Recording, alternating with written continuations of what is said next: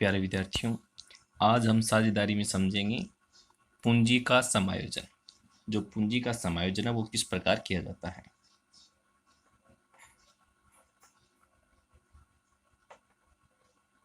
साझेदारों की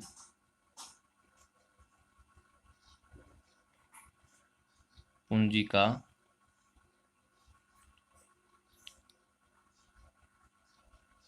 समायोजन।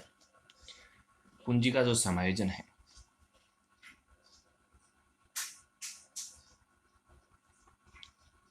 Adjustment of partners capital. अब देखिए भी पूंजी का जो समायोजन है ये क्या होता है। समायोजन जैसे ए बी और नया जो साझेदार है वो सी प्रवेश कर रहा है। इनका जो अनुपात था वो 3:1 है और इन्होंने सी को भी 1 अनुपात के लिए शामिल किया। इनकी जो पूंजी है वो इसकी तो है भी 3 लाख रुपए और इसकी कितनी है 1 लाख रुपए। इसकी 3 लाख है, इसकी 1 लाख है। तो 1 नंबर कंडीशन तो ये बताइए सी की पूंजी कितनी होगी। इन्होंने क्या किया, ए का लाभ में हिस्सा 3, इसका 1 और इसको किसके लिए शामिल कर दिया 1 के लिए। इनकी पूंजी 3 लाख, इसकी 1 लाख, तो ये कितनी पूंजी लेके आएगा। तो एक तो ये होगा इस प्रकार। तो इसकी पूंजी कितनी होगी इसके हिसाब से, इसकी पूंजी कितनी होगी भी अगर हमें ज्ञात करनी हो तो कैसे ज्ञात करें। इन दोनों की है 4 लाख। कितनी है भी 4 लाख, क्योंकि ये एक अनुपात के लिए 1 लाख, ये भी कितना लेके आएगा 1 लाख। इन दोनों की कितनी होगी 4 में इसका हिस्सा कितना होगा भी, कितना होगा 1/4। कितनी लेके आएगा ये 1 लाख रुपए। ये तो हो गया। अगर नहीं ज्ञात हो तो इस प्रकार ज्ञात कर लें, या फिर ऐसे भी हो सकता है कि जैसे ए बी है, सी नया साझेदार आ गया 1:1। अब ये जो है नया साझेदार वो 1,50,000 रुपये लेके आया है। तब बताइए इनकी जो पूंजी होगी वो कितनी होगी। अब देखो भी जब प्रश्न में एक की ज्ञात की है, कब, जब प्रश्न में हमें पुराने साझेदारों की पूंजी दी गई है तो हमने केवल एक साझेदार की ज्ञात की है। इसे बोला जाता है पुराने के आधार पर पूंजी का समायोजन। हमने जो ये पुराने साझेदार है इसके आधार पर किसकी पूंजी ज्ञात की है सी की। ये तो है पुराने के आधार पर। और नया साझेदार 1.5 लाख रुपए लेके आया है 1/4 के लिए। तब बताइए बी की पूंजी कितनी होगी और ए की पूंजी कितनी होगी। तो प्रश्न में नए साझेदार के आधार पर ये अनुपातिक कितनी पूंजी अपने पास रखेंगे, तो ये नए के आधार पर है। तो जो पूंजी का समायोजन है, पूंजी का जो समायोजन है वो हम यहाँ पर समझेंगे कि पूंजी का जो समायोजन है वैसे 3 प्रकार से होगा। 1 नंबर नए साझेदार की पूंजी के आधार पर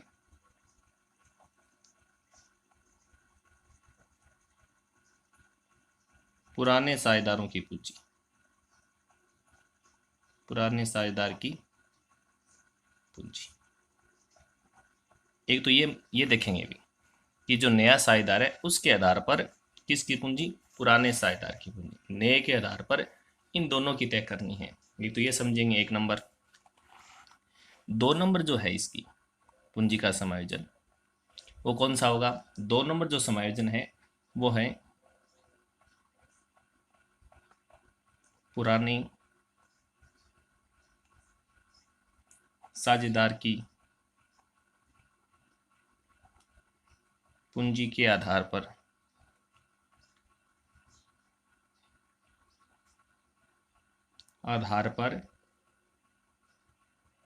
नए साझेदार की पूंजी, नए साझेदार की पूंजी। ये हमने इसमें समझा। देखो पुराने के आधार पर किसकी पूंजी ज्ञात की है, नए साझेदार की। तो ये किसके आधार पर हो गया, पुराने के आधार पर।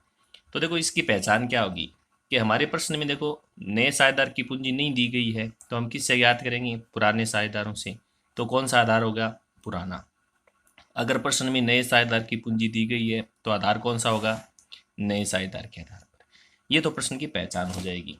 और इसकी जो 3 नंबर कंडीशन है, नई फर्म की, ये आपको प्रश्न में दी हुई मिलेगी वैसे, नई फर्म की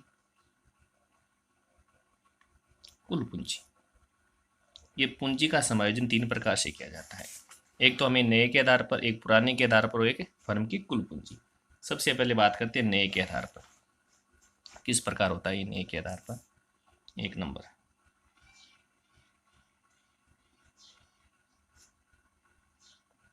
नए साझेदार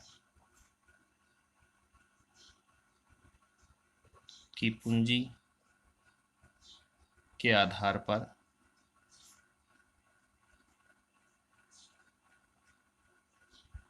पुराने साझेदार की पूंजी।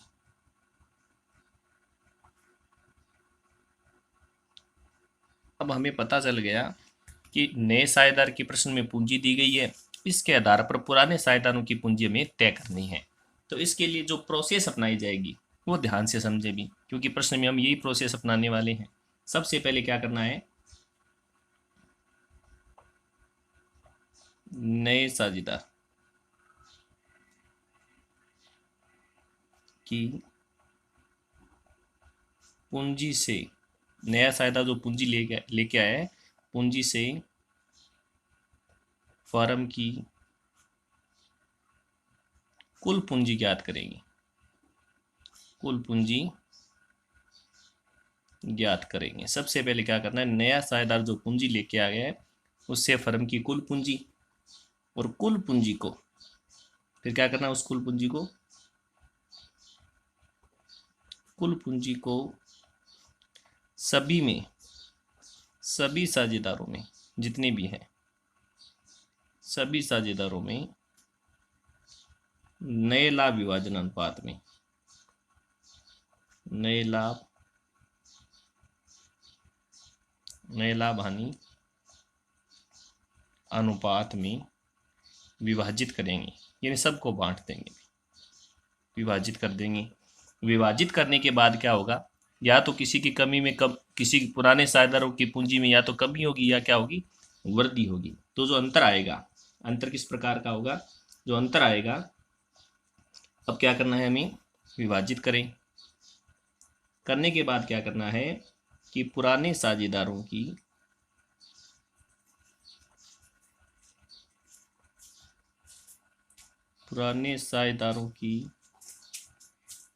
जो प्रश्न में समायोजित पूंजी है, जो समायोजित पूंजी है, समायोजित पूंजी की तुलना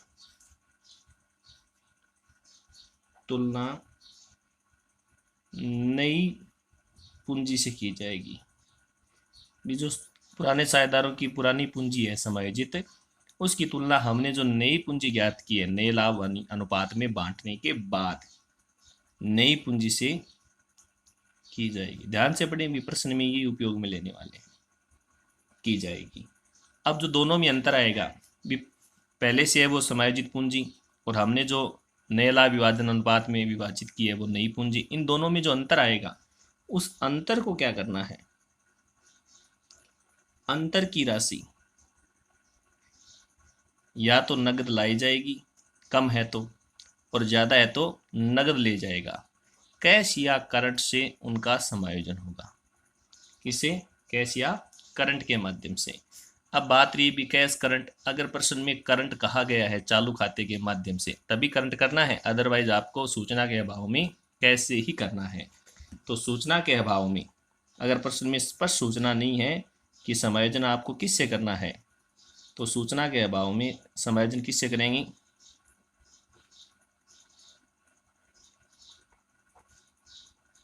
सूचना के अभाव में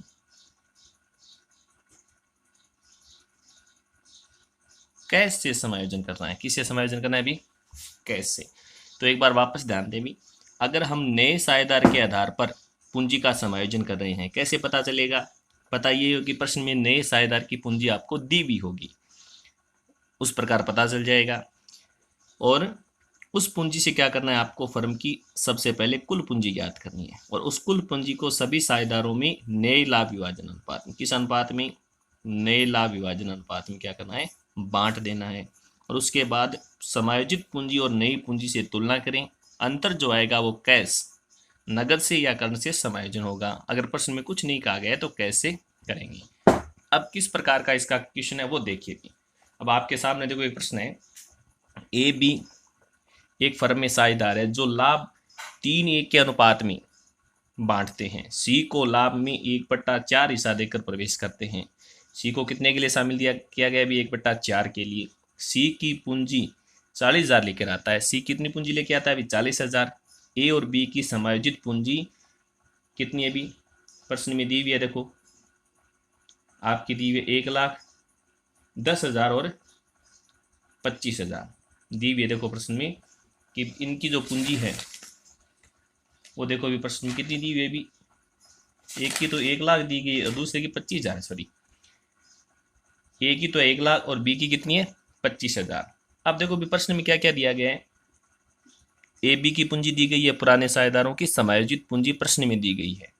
और सी जो है नया साझेदार, उसकी पूंजी कितनी है? 40,000। यानी प्रश्न में नए साझेदार की पूंजी दी गई है, तो समायोजन किसके आधार पर है? नए के आधार पर है। कैसे हल करें?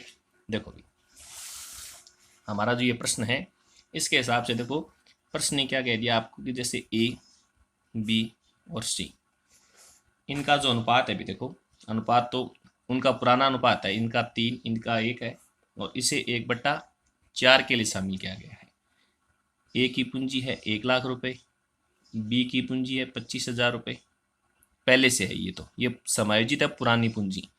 और सी जो लेके आ रहा है वो कितनी है? 40,000। अब सी आने के बाद कहेगा भी पूंजी मेरे हिसाब से तय कीजिए। आप ए और बी को कहेगा कि पूंजी आप मेरे हिसाब से, मैं जितनी लेके आया हूँ उसी अनुपातिक तौर पर आप अपनी पूंजी को समायोजित कर लीजिए। तो सबसे पहले सी के आधार पर, नए साझेदार के आधार पर फर्म की कुल पूंजी, फर्म की है ना तीनों की, और तीनों को किस अनुपात में? नए लाभ विभाजन अनुपात में। अब देखो भी नया लाभ अनुपात का जो हमने कंडीशन की है उसमें कौन सी कंडीशन है? ये जो 1 नंबर कंडीशन हमने की है, माना फर्म का कुल लाभ, वो है, क्योंकि प्रश्न में त्याग की सूचना नहीं है, केवल नए साझेदार का हिस्सा ही दिया गया है। तो सबसे पहले देखो हम क्या ज्ञात कर लेते हैं इसमें। सबसे पहले ज्ञात करते हैं हम इसमें नया लाभ विभाजन अनुपात। कैसे? माना फर्म का कुल लाभ 1 रुपये, सी का लाभ में हिस्सा 1/4 है। शेष जो लाभ है वो किसका है? ए और बी का। कितना? 1 में से 1/4 सी का है, शेष कितना होगा? 3/4। तो ए बी और सी, सी तो कितने के भी? 1/4 के लिए। कितने के लिए? 1/4। और शेष जो है वो 3/4। ये किस अनुपात में बांटना है दोनों को? ये कंडीशन हम पहले कर चुके हैं। 3/4 1/4, यानी 9/16, 3/16। इनके हर बराबर करेंगे तो ये आएगा अभी 4/16। अब इनका हर बराबर हो गया, कर देखो बराबर है तीनों के, तो इसका जो अनुपात है वो कितना हो गया? 9:3:4। इसमें डिवाइड करेंगे किसको? फर्म की कुल पूंजी को। और फर्म की जो कुल पूंजी है वो कैसे ज्ञात की जाती है? ये मैंने आपको गुप्त ख्याति में भी समझाया। वैसे फर्म की कुल पूंजी नए के आधार पर ज्ञात करनी है। नया साझेदार कितने लेके आए? अभी नया साझेदार कितने लेके आए? 40,000। कितने के लिए? 1/4 के लिए। तो कैसे ज्ञात करनी है? ये 40,000 रुपये लेके आए हैं 1/4, तो इसको विपरीत कर देते हैं 4/1।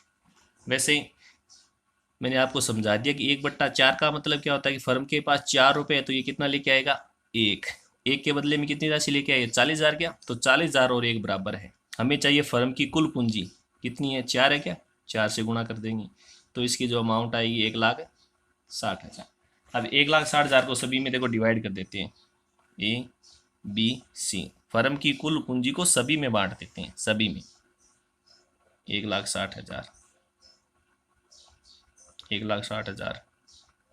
और नए साझेदार की तो पूंजी वही आएगी भी 40,000, याद करेंगे तब भी वही है पूंजी आएगी। कौन सा अनुपात है? 9:3:4 है क्या? 9/16, 3/16, 4/16। अब इनकी जो पूंजी आएगी, इसकी तो आएगी 90,000, इसकी आएगी 30,000, और सी की तो वही वापस आएगी 40,000। अब क्या करना है आपको, देखो ये तो होगी कंप्लीट। अब आपको क्या करना है, तुलना करनी है। देखो भी पहले पूंजी कितनी थी ए की? 1,00,000। अब कितनी रखनी है? 90,000, ये 10,000 रुपये ज़्यादा है, तो 10,000 रुपये आपके ये वापस ले जाएगा। कौन ले जाएगा? ए, क्योंकि ए के पास पहले कितने थे? 1,00,000। अब कितने रखनी है ए को? 90,000। वापस कर दीजिए किसको? ए को। लौटाने की एंट्री, पाने वाले को डेबिट, एज कैपिटल, अकाउंट या टू कैश। कितने रिटर्न करनी है अभी? 10,000। कैसे? पहले 1,00,000 थे, अब नए साझेदार के बाद कितने रखने हैं? केवल 90,000। 10,000 रिटर्न कर दिए, लौटा दिए। अब बी की बारी है। अभी बी की पहले पूंजी कितनी थी? भी 25, पहले 25 थी, अब कितनी रखनी है? 30, यानी कम है, 5,000 और लेके आएगा। पहले 25,000 ही है, अब कितने पांति आएंगे भी? इसका हिस्सा कितना है? 30,000, इन 5,000 रुपये और लेके आएगा। तो लाने की एंट्री, व्यापार में क्या रहा है? कैश। क्या? तो एंट्री कैश अकाउंट या टू। देने वाला कौन है? बी है क्या? बीज कैपिटल। कितने रुपए? भी 5,000। ये एंट्री हो गई। ये बात समझ में आ गई सभी की? ये है नए के आधार पर पूंजी का समायोजन। इसके बाद अगला जो प्रश्न है पुराने के आधार पर, वो देखिए। ए व बी एक फर्म में साझेदार है जो लाभ 1/6 हिस्से के लिए प्रवेश देते हैं सी को, और ए बी की पूंजी समायोजित 40,000 और 20,000 है। सी फर्म की पूंजी का 1/6 हिस्सा पूंजी लाएगा, यानी प्रश्न में दी हुई नहीं है कितना हिस्सा लेके आएगा, बस ये है प्रश्न में। तो प्रश्न में तो केवल क्या दिया गया है, ये देखो ये हमारा प्रश्न है। जैसे प्रश्न ने तो केवल इतनी सूचना दी है कि ए बी और सी, इनका जो अनुपात है, सी कितने के लिए? 1/6 हिस्से के लिए कितनी पूंजी लाएगा, दी भी नहीं है, प्रश्नवाचक है। और इनकी जो पूंजी दी गई वो है 40,000 और 20,000, केवल इतनी सूचना है। अब क्या करें, देखो अब प्रश्न में तो केवल इतनी सूचना दी गई है कि इनके पास पूंजी ये है। सी बताइए 1/6 हिस्सा लेके आएगा, लेकिन कितनी पूंजी? तो किसके आधार पर तय करेंगे हम? इनके आधार पर इसकी पूंजी का अनुमान लगाएंगे। किसके आधार पर? इन दोनों के आधार पर। तो इनकी पूंजी कितनी है? 60 है क्या? ये तो इन दोनों की है भी, तो कैसे अनुमान लगाए? क्योंकि फर्म में तो कुल कितने व्यक्ति हो गए भी? 3 हो गई। तो माना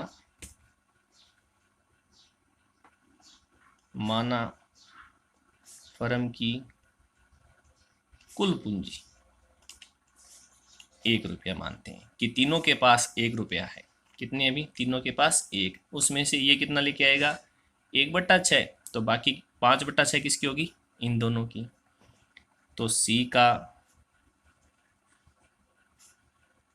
पूंजी में हिस्सा कितना है? 1/6, यानी टोटल तीनों के पास 1 रुपया है भी, इसमें से 1/6 तो किसका है? सी का है। तो इन दोनों का कितना होगा? 1 में से माइनस करेंगे तो इन दोनों का कितना होगा? 5/6 होगा। तो ए व बी की पूंजी शेष किसकी होगी? बी।